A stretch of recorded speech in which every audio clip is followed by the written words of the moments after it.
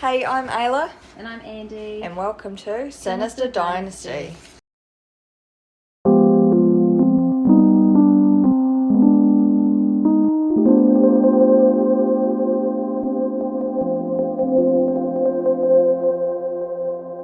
So today we're talking about a murder in Mayfield, which is 42 k's from Ashburton.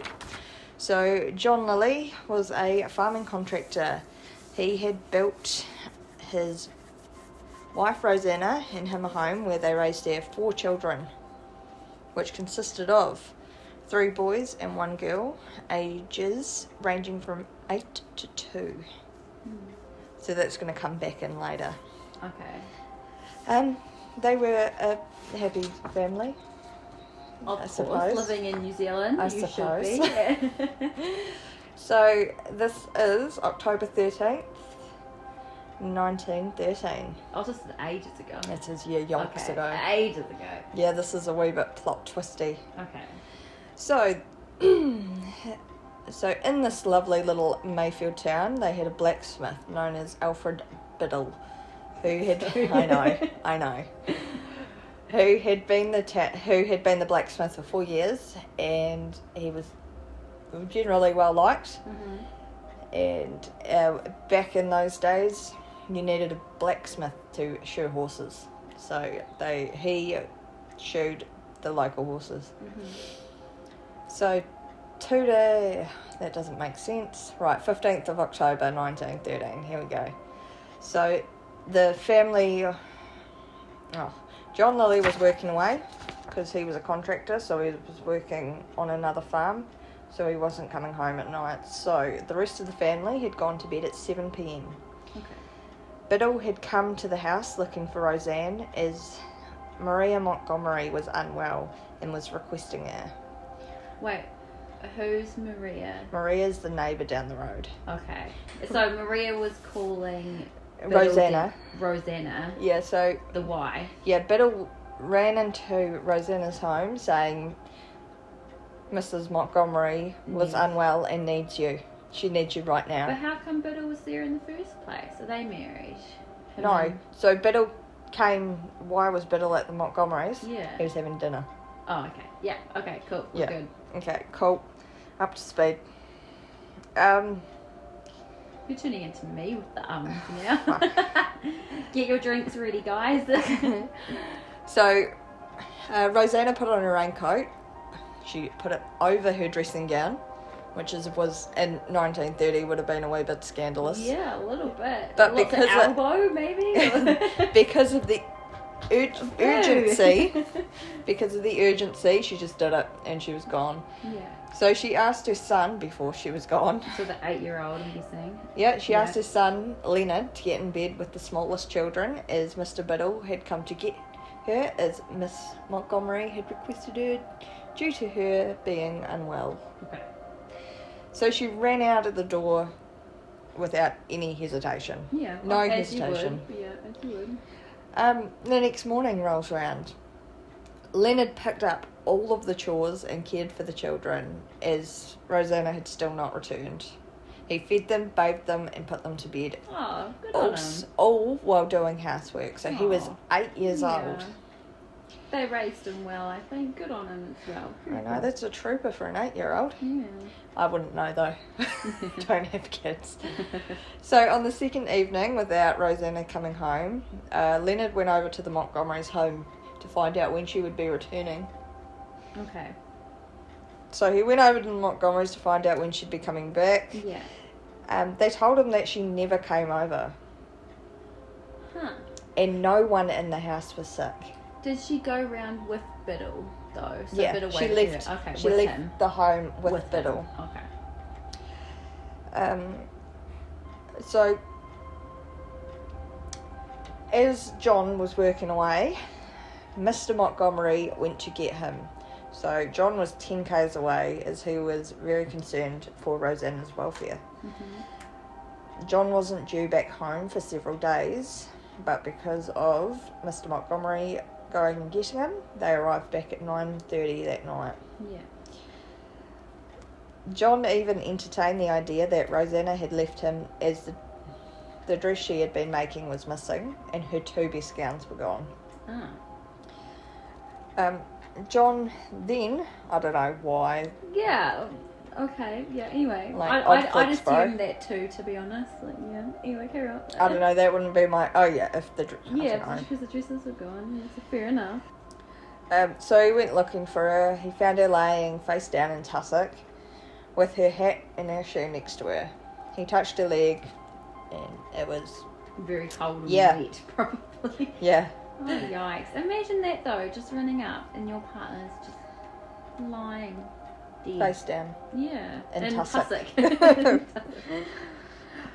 fancy a word. So, John then thought she had passed away as she'd been suffering from pains in her side for a few months. He covered her face with a handkerchief, but didn't see her face from the candlelight because there was no torches back then. Oh, because it was night time, that's right, yeah. He then saddled up his horse and went into Mayfield to use the local shop phone to call the police.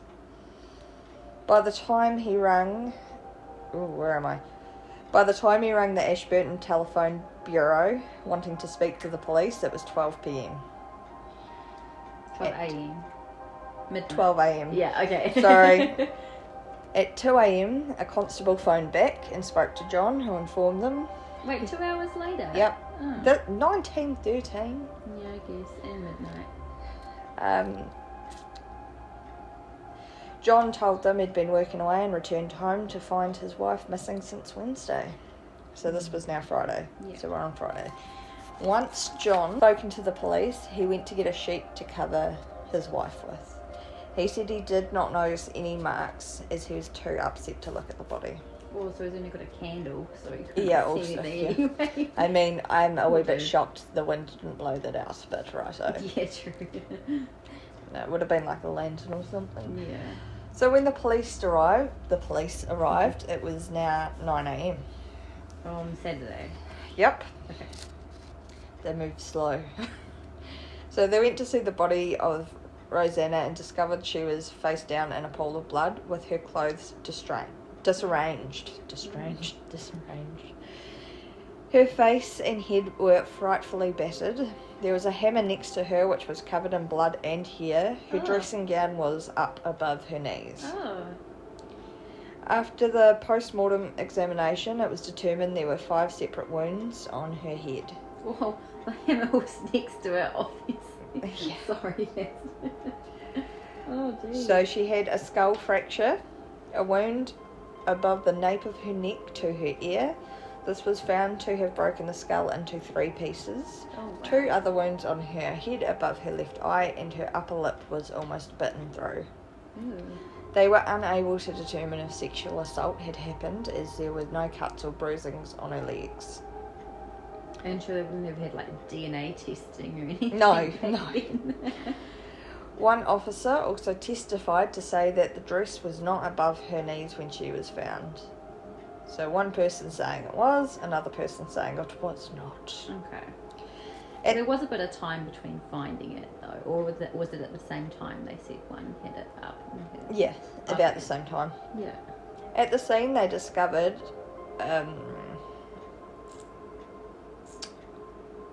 far out.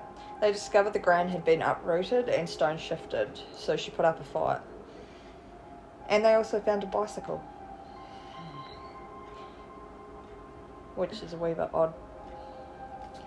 Yeah. Okay. Yeah, because yes, she ran off, she didn't bike up, so I can't remember. When the Montgomerys were interviewed, Mr Montgomery recalled shearing sheep at Harvey's, a mile or so from the Lilley home. Biddle called in between 2 and 3 asking to borrow a clasp. Later, when Montgomery got home, he retrieved the clasp and took it to the blacksmith shop, which was locked up. He left the clasp outside. On his way home, he met Biddle, who was riding his bicycle. Bicycle. Montgomery offered Biddle to come and have tea with them. They both returned to Montgomery's home, remained an hour, and left shortly after 9. During this time, Biddle had been asking for directions to the Lilley's home as he had money to collect from showing the horse. So he's already pretty sneaky and, He's a bicycle. Yeah, he's got bicycle. So, Mr Montgomery told Biddle not to go there because Mr Lilley, John, was not home until Sunday. Yeah. Biddle had then agreed not to go there until Sunday. Obviously a lie. When Biddle left, he biked home, which passed the Lilley's house. While Biddle was at the Montgomerys, he had sat in a huddled position, never straightening himself. So curled up around himself. He never straightened himself, advising he had a touch of the influenza. Okay.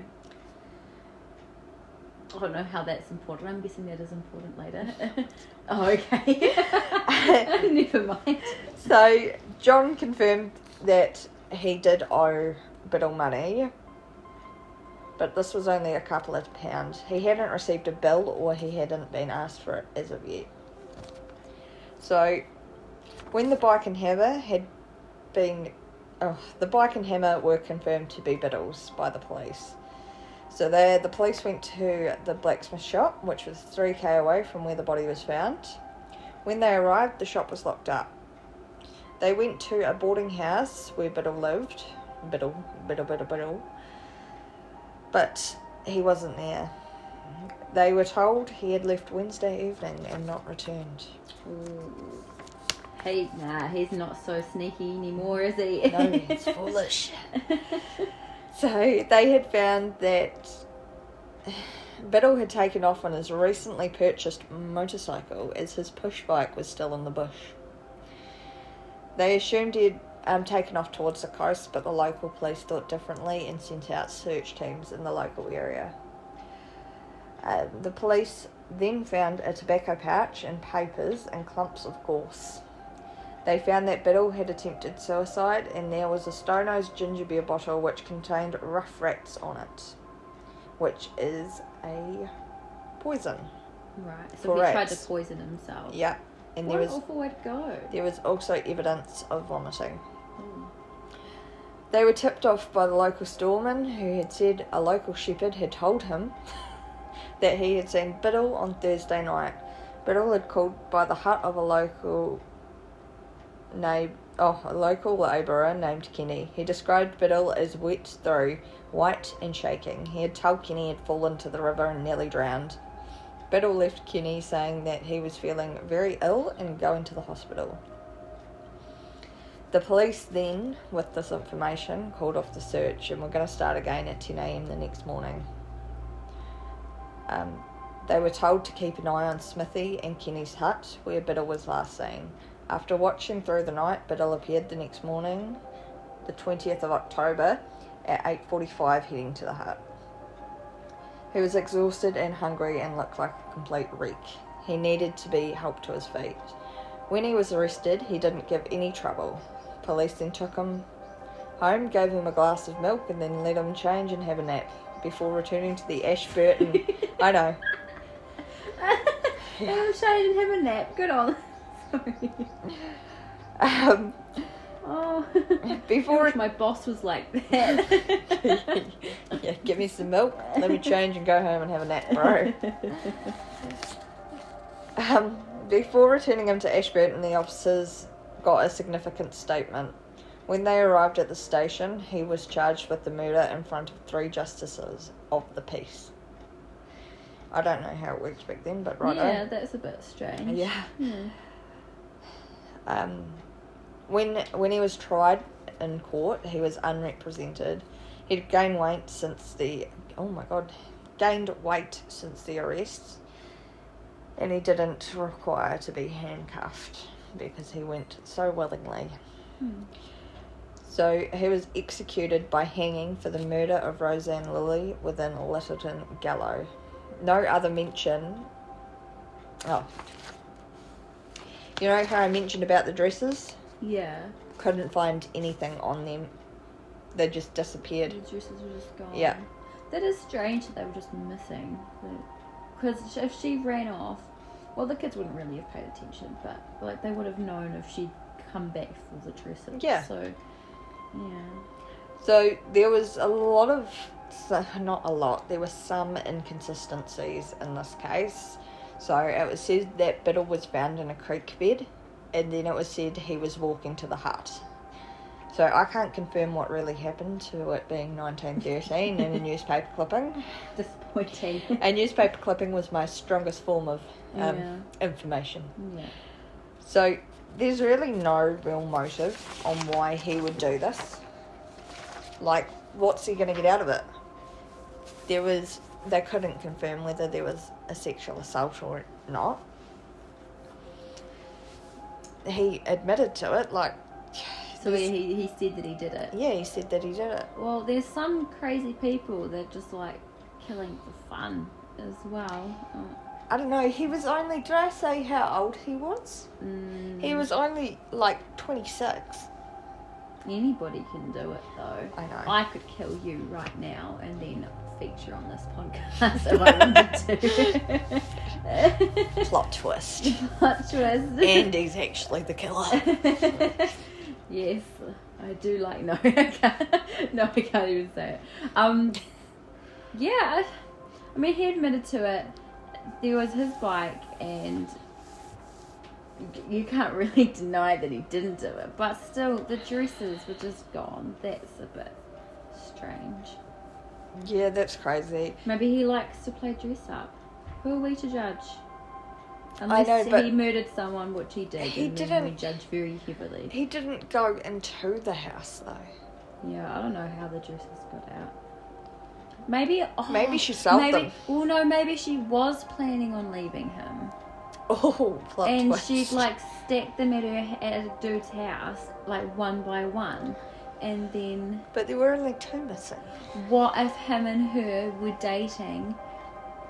And yeah, what if her and her were dating, and she'd slowly. I don't know. That doesn't make sense. But where's the motive? If she was doing that, she'd be leaving him for her. Leaving John for Biddle. Who wouldn't with a name like Biddle, though? Who wouldn't do the same? Yeah, I don't know. Bit funky. Interesting case. Interesting. Very straightforward, but in an interesting kind of way. That was really bad writing on my behalf. I learned a new word today, though. Tussock. Tussock. I'll remember that. I'll put it in my any essays that I have to do in future. Tussock. That was the case of, what was his name? Alfred? I just remember it from Lily. The Lily. Alfred Biddle, John Lilley, and Rosana Lilley. Thank you for listening. I'm Ayla. And I'm Andi. And this is Sinister Dynasty.